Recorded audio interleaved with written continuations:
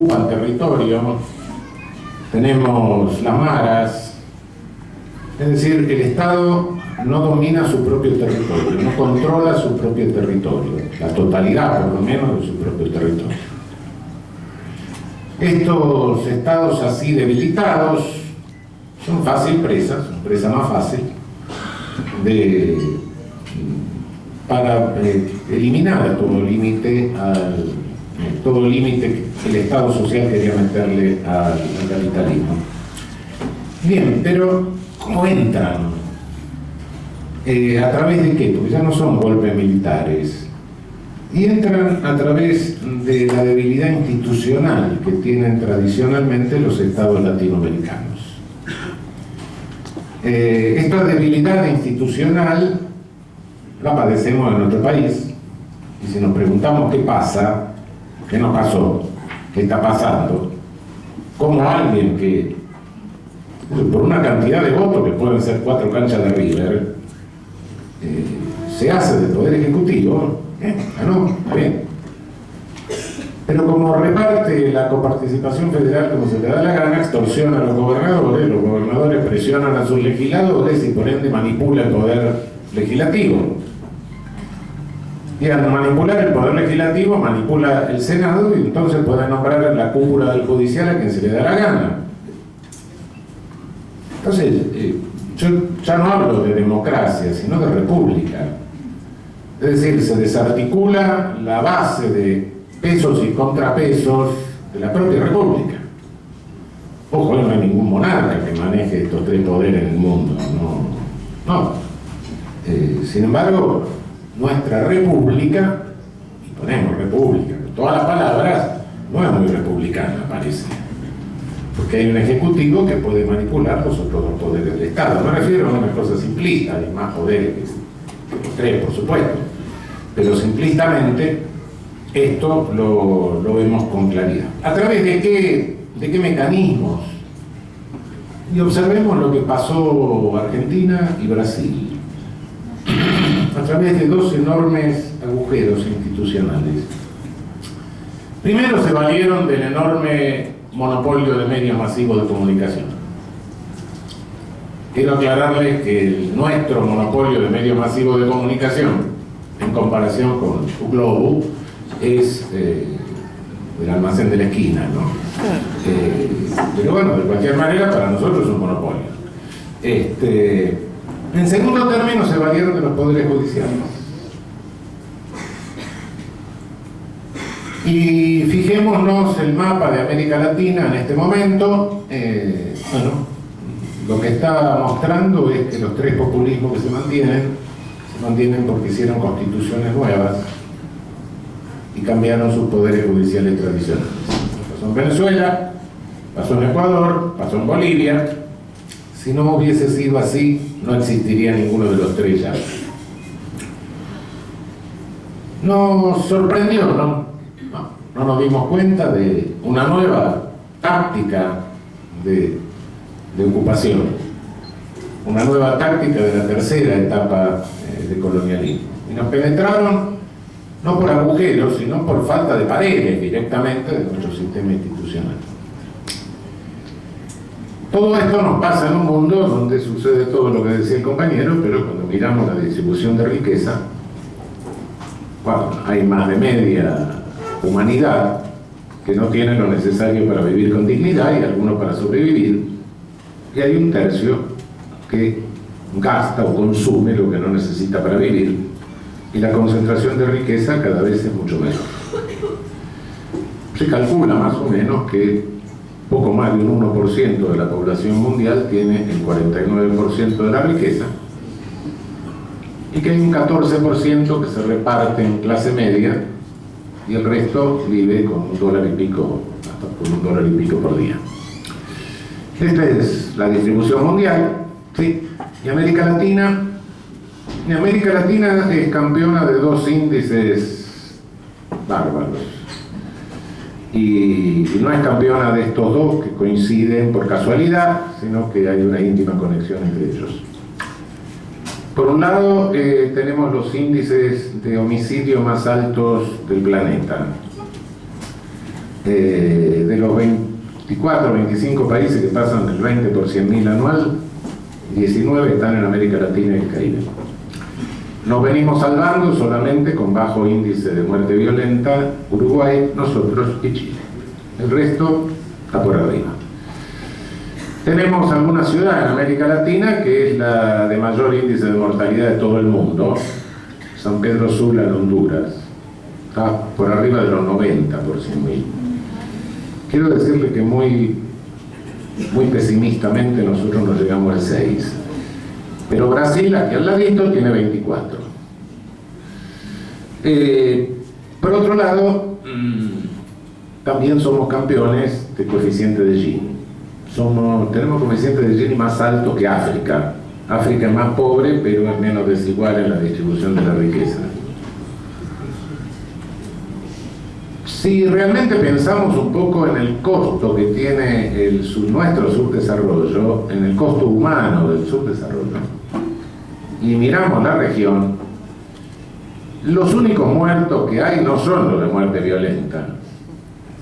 Hay otra cantidad de muertos antes de tiempo, que se produce por falta de campañas sanitarias, que se produce por selectividad en la atención de la salud, sobre todo ancianos y niños, que se produce por inseguridad laboral, que se produce por inadecuación de nuestros caminos a los vehículos que importamos o nos fabricamos, importamos los modelos, que si sumamos todo eso, si vamos sumando año a año, a fin de cada año nos vamos a encontrar con que nos hemos echado más o menos en la región una ciudad de regulares proporciones, lo cual significa que nos estamos haciendo la Little Boy o Fat Man, la bomba de Hiroshima y Nagasaki, con paciencia año por año.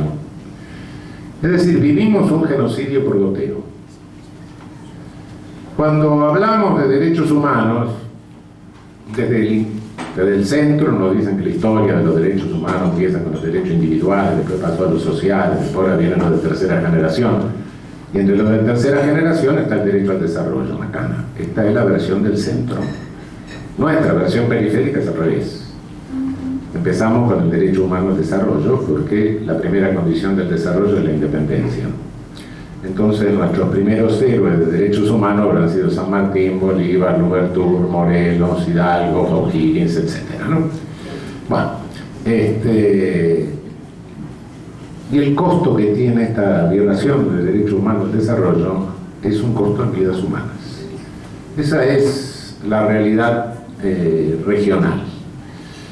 Brasil y nosotros no nos dimos cuenta de esta nueva táctica de penetración y de dominio y perdimos. Bueno, cuando escucho que vamos a volver, yo creo que no vamos a volver porque nunca nos fuimos, estamos acá.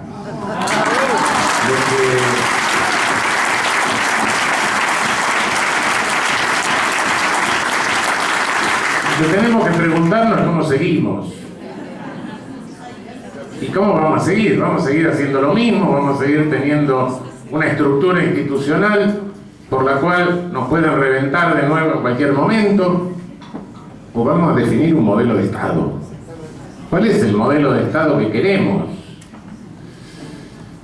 Por supuesto, tendrá un aspecto institucional, sí, perfecto, pero necesitamos un modelo de Estado que nos preserve de estas cosas.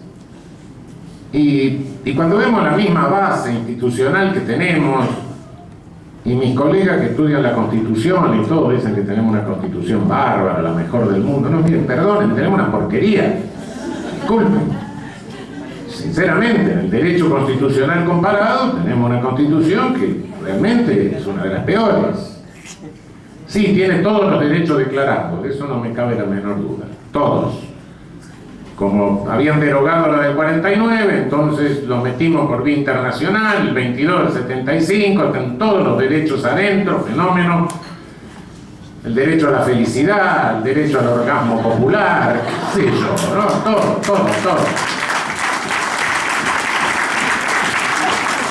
Pero me pregunto, ¿una constitución es una declaración de derechos? No. Estamos acostumbrados que todas las constituciones tienen una declaración de derechos. La Constitución originaria de Estados Unidos no la tenía, se la agregaron después incluso. La esencia de una Constitución no es una declaración de derechos, es una distribución del poder para evitar la hegemonización. En definitiva es eso.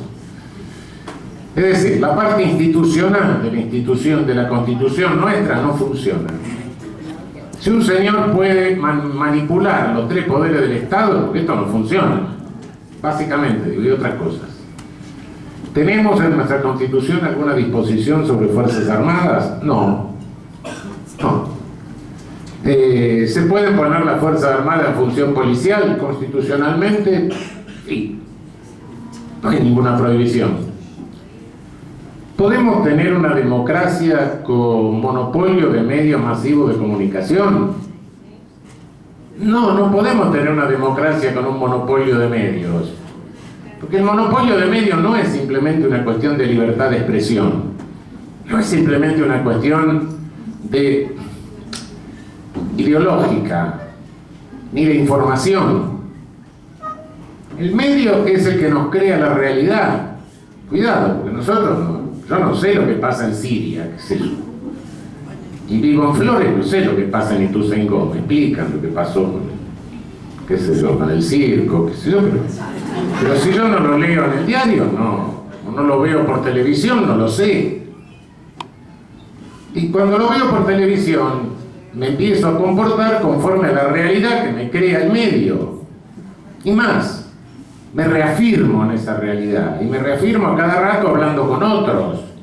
Que voy a la carnicería, voy a la panadería, vio don lo que pasó, vio doña, claro. Y lo que hacemos es repetirnos lo mismo que los dos hemos vivenciado a través del medio. Medio televisivo que tiene otra serie de problemas. Una de las series de problemas es que nos hace pensar menos. La televisión nos muestra objetos. Los objetos son pensamiento concreto. No nos ejercita el pensamiento abstracto. Cuando un psiquiatra tiene adelante a alguien que no sabe si tiene todos los cables puestos, todos los patitos puestos, dice, este los tiene desordenado o no los tiene, le pregunta más o menos algo abstracto. ¿Vos qué crees en Dios? ¿Qué crees Dios? Pues Dios son los santos. Bueno, chao. Ahí parece que bajo.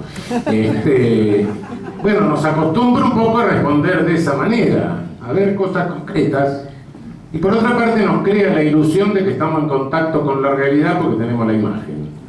Y en realidad lo que nos está mostrando son películas que la empieza a filmar cuando quiere y la corta cuando quiere. No podemos dejar la prohibición de monopolios mediáticos en manos de leyes cuando necesitamos una prohibición en la Constitución, porque hoy ya no es libertad de expresión, como era en 1853, sino que es creación de realidad. Como una única creación de realidad, a mí no importa si la hace Stalin, si la hace Hitler, si la hace Mussolini o si la hace Clarín. Con una única creación de realidad no puede haber una democracia. Te pregunto otro tipo de problemas. Es decir, bueno, por suerte no tenemos un conflicto de poderes, claro, hay uno que nos manipula a los tres, pero si tuviéramos un conflicto de poderes, la Constitución Nacional nos dice quién lo resuelve. Rarísimo, pero no lo dice. Supongo que tiene que ser la Asamblea Legislativa, pero no estoy seguro. Bueno, una opinión. Otra puede tener otra y el conflicto no se resuelve. ¿Hay alguna disposición en nuestra Constitución Nacional respecto de la policía? La policía es un servicio civil indispensable a cualquier sociedad. No, la Constitución parece que no sabe que existe la policía. Se podría seguir recursos naturales, protección de nuestros recursos naturales. ¿Es razonable que por decisión de un poder ejecutivo que dura 4 años nos endeudemos y estemos después como de Enfiteus y de Rivadavia pagando 120 años? Podría seguir con la pregunta, pero esta y otra nos muestran que es necesario en este momento ponernos a pensar el modelo de Estado. Cuidado que esto no es fácil. Porque lo primero que tenemos que hacer es convencer a nuestro pueblo de que esto tiene importancia para la vida cotidiana, de que esto no es algo que está en las alturas, sino que esto repercute en el trabajo, en la alimentación, en el salario, en la salud, en la educación, etc. Y que esto que nos está pasando se debe, en definitiva, a esta carencia de modelo de Estado y a estos defectos básicos que tiene nuestra institucionalización.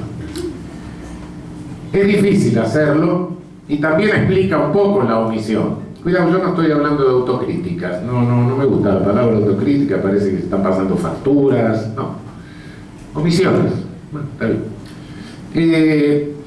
Pero la explica bastante el hecho, y por eso es difícil la tarea que tenemos que emprender, porque nuestro pueblo no cree en el derecho. Y tiene razón, como todos los pueblos latinoamericanos, en no creer en el derecho. ¿Por qué? Porque cada vez que se le invocó, y se le invocaron los valores jurídicos, y la democracia, y la república, y qué sé yo, fue para estafarlo. Nuestra historia política crea una cultura de desconfianza en el derecho que es distinta a la europea. En Europa se hicieron muchas más barbaridades y atrocidades que las que hicimos nosotros, sí es cierto. Pero cada uno la hizo con su cara. Hitler era nazi, Mussolini era fascista, Franco era Franco, sí, fenómeno. Cada uno con su cara. Acá no, acá en función de esos valores se bombardeó la Plaza de Mayo, se derogó una constitución por decreto, se fusiló gente sin proceso, se metió gente presa a disposición del PEN a roletes, desaparecieron 30.000 personas, y todo se hizo con la careta de la república, del derecho, de la libertad, de la garantía. ¡Paren! Esto es un carnaval. Y en consecuencia, cuando uno habla de eso, y bueno, nuestro pueblo mira y dice, bueno, que hay otro que me viene a arrojar la víbora. Creo que es difícil la tarea porque se trata fundamentalmente de crear confianza en el derecho. No recrearla porque no ha existido nunca, crearla. Crearla y empezar a pensar en un derecho penal y en un derecho general de carácter humano, que no es el derecho liberal, pero que no es contrario al derecho liberal, es una superación del derecho liberal. El derecho liberal tiene límites y cuando nos vuelven esquizofrénicos en la Facultad de Derecho, llegamos y en primer año nos dicen, no, esto es deber ser, es así, y uno dice, mire, bueno, pero esto no es así en la realidad. Ah, no, mire muchachos, si ustedes acá se estudian relaciones de normatividad, de deber ser. Si usted quiere estudiar relaciones del ser, váyase a la facultad veterinaria, acá no. Y sí, el derecho liberal deduce, tiene un gran sistema del cual deduce, inventa un estado racional que no existe, y de ese estado racional deduce todas las consecuencias, una vía deductiva. No me contamine con ningún dato de realidad social.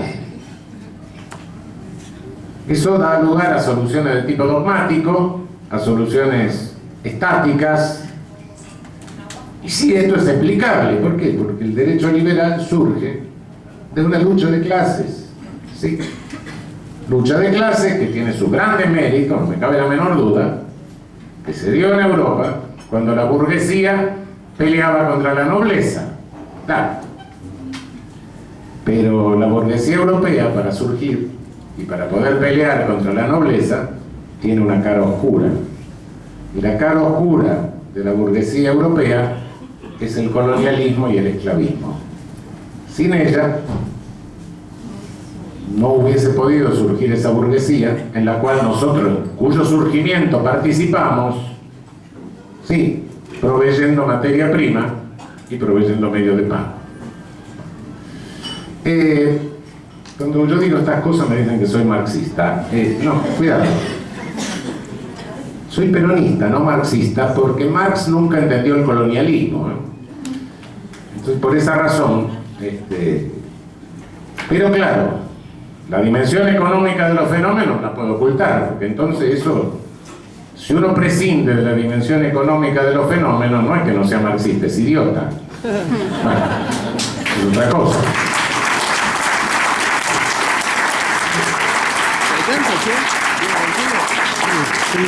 Creo que estoy grabando, ¿no? O sea, quisiera chequearlo. En fin, creo que lo que se nos impone es comenzar a pensar en serio, y para esto sobre el modelo de Estado, sobre la institucionalización, pensar la otra pata, nuestra justicia, nuestro poder judicial. Bueno, justicia, perdón por la expresión, justicia es un valor, ¿no? Me refiero al poder judicial. Nosotros tenemos un poder judicial institucionalmente desesperante, ¿no? Realmente nos han acostumbrado, nos dicen, no, bueno, tenemos una Corte Suprema que resuelve la constitucionalidad. Primero tenemos 5 personas, prescindo de quienes sean los mejores del mundo, los más sanos, los más sabios, 5 personas que ejercen las funciones que en un estado razonable, Alemania, Italia, Austria, etc., ejercen 2 tribunales distintos y muy numerosos. Uno más chico, que es el Tribunal Constitucional, Corte Constitucional, y otro bastante más grande, que es la Corte de Casación, que unifica doctrina. Acá las 2 cosas las hacen 5 personas. Para declarar la inconstitucionalidad de algo tiene que ser una grosería, una ley constitucional. Si uno es responsable, está bien. Se necesita saber un poco de derecho constitucional. Para unificar doctrina hay que ser especialista en la doctrina, en la materia que se está unificando. Acá no. Esos 2 poderes se los damos juntos a 5 personas, que parece que el día que prestan juramento baja el Espíritu Santo, les da la ciencia infusa, y a partir de ese momento saben todo el derecho.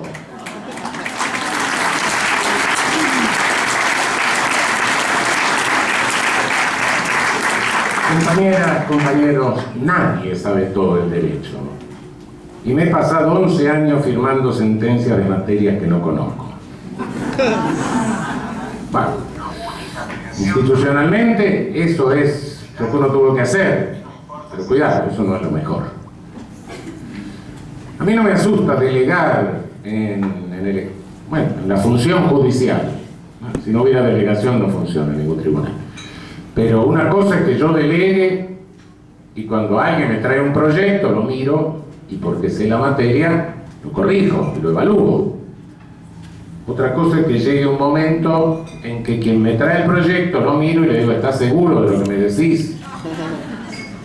Porque no esté yo en condiciones de evaluarlo, porque no conozco la materia. Y no hay nadie, no podemos poner... Si en un hospital se pone al especialista de garganta a operar el cerebro, va a tener un cementerio propio. Obvio. Bueno, así funciona nuestra estructura judicial. Primero, una concentración de poder enorme en 5 personas. Esto es poco republicano. Segundo, tenemos códigos únicos con 25 posibles interpretaciones distintas. Un contrato puede hacerse de un lado de un río, del otro lado del río no. Alguna conducta es delito de un lado de una avenida, del otro lado de la avenida no. Y la Corte Suprema unifica los criterios cuando se le da la gana. Si no se le da la gana, pone un sello y dice, no me interesa. No es el asunto. La jurisprudencia de la Corte Suprema ni siquiera es obligatoria para abajo, ni siquiera cuando declara una inconstitucionalidad. Cada juez sigue haciendo lo que se le da la gana. Y nuestro recurso o acción, o como se le quiera llamar, de inconstitucionalidad, no sirve para nada. Es absolutamente y totalmente débil. Para lo único que puede servir es para obstaculizar la vigencia de una ley, como se hizo con la ley de medios. Para otra cosa no sirve. ¿Y por qué no sirve? Porque la ley sigue vigente. Tenemos un control difuso. Cualquier juez puede declarar la inconstitucionalidad de lo que se le antoje, sin necesidad de atenerse a los criterios de la Corte Suprema. Y la declaración de inconstitucionalidad de la Corte Suprema solo vale para no aplicar la ley en ese caso. Es decir, insisto en esto, cuando se lo grafico bien a los pibes para que lo entiendan, les digo, miren, la pregunta es, ¿puedo fumar el porro o no puedo fumar el porro? Primera instancia, no puede fumar el porro. Cámara, puede fumar el porro. Casación, depende de la sala, no puede fumar el porro. Corte Suprema, sí, si no se murió ninguno de nosotros, está integrada de otra manera.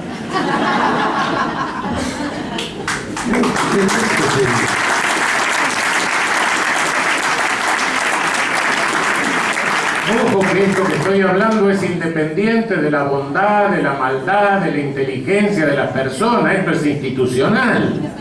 Esto hay que corregirlo. Esto realmente es una aberración institucional. Si alguien me dice que hay seguridad jurídica acá en las inversiones con seguridad jurídica, macana. Si en vez del porro alguien me dice quiero hacer un contrato porque quiero venir con 50 millones de dólares a hacer una inversión productiva, puedo hacer el contrato. Y yo le digo, y bueno, con esta corte sí, pero si se muere alguno no sé. ¿Dónde está la seguridad jurídica? Si la seguridad jurídica es previsibilidad. Bueno, obviamente que no tenemos seguridad jurídica. Y es estructural, es institucional. No hago cuestión de personas. Insisto en que no hago cuestión de personas. Podemos poner las mejores personas, pero el defecto es de tipo institucional. Por ese lado también